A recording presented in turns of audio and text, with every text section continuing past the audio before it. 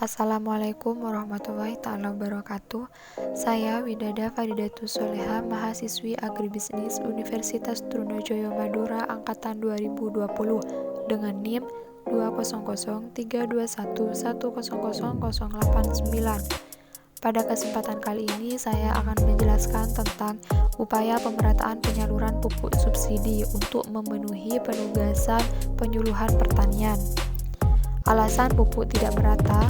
Penyebab pupuk subsidi tidak merata yaitu karena ada pengurangan anggaran pupuk subsidi dibanding tahun sebelumnya dan juga karena tidak sinkronnya alokasi anggaran dengan kebutuhan.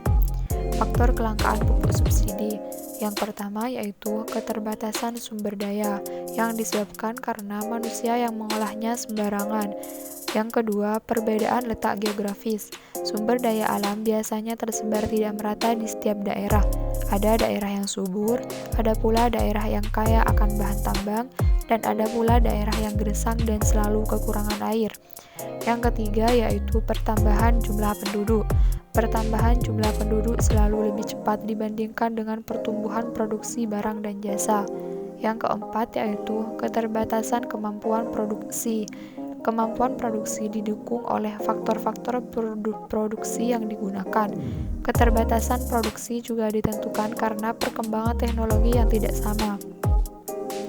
Yang kelima yaitu bencana alam adalah faktor perusak yang berada di luar kekuasaan dan kemampuan manusia.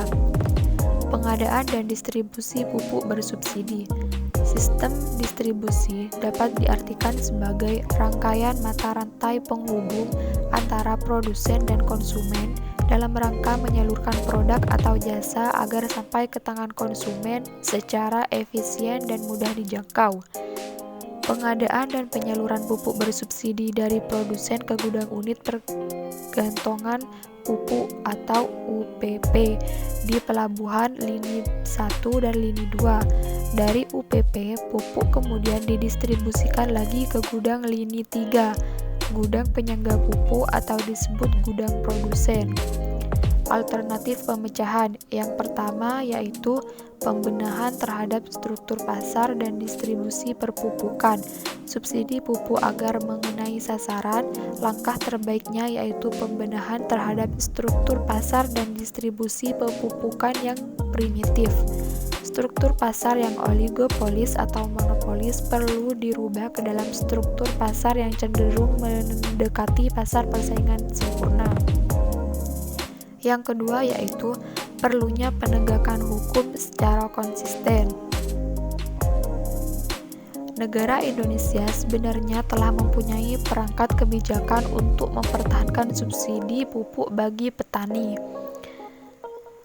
Tetapi meskipun sudah ada peraturan, selalu saja ada drama kelangkaan ketika alokasi distribusi kepada setiap distributor dan pengecer yang masuk ke dalam tataran praktis dan melibatkan begitu banyak kepentingan. Yang ketiga yaitu kebijakan subsidi. Adanya pemikiran akan memberikan subsidi langsung kepada para petani perlu direncanakan secara baik. Bantuan langsung tunai subsidi BBM kepada penduduk miskin banyak salah sasaran, sehingga dapat dijadikan pengalaman untuk tidak melakukan kesalahan. Supaya kebijakan pemberian subsidi bisa mengenai sasaran, maka diperlukan dengan mekanisme channeling atau yang tertutup. Yang keempat yaitu pemakaian pupuk secara berimbang. Sikap petani yang boros kepada pupuk, apalagi pupuk subsidi, tentunya akan merugikan berbagai pihak. Belum lagi semenjak tahun 1996 sebenarnya telah terjadi pelandaian produktivitas atau leveling off, sedangkan penggunaan pupuk terus meningkat. Adanya kenyataan ini menunjukkan bahwa terjadinya penurunan efisiensi pemupukan karena berbagai faktor tanah dan lingkungan. Yang kelima yaitu mengikuti mekanisme pasar.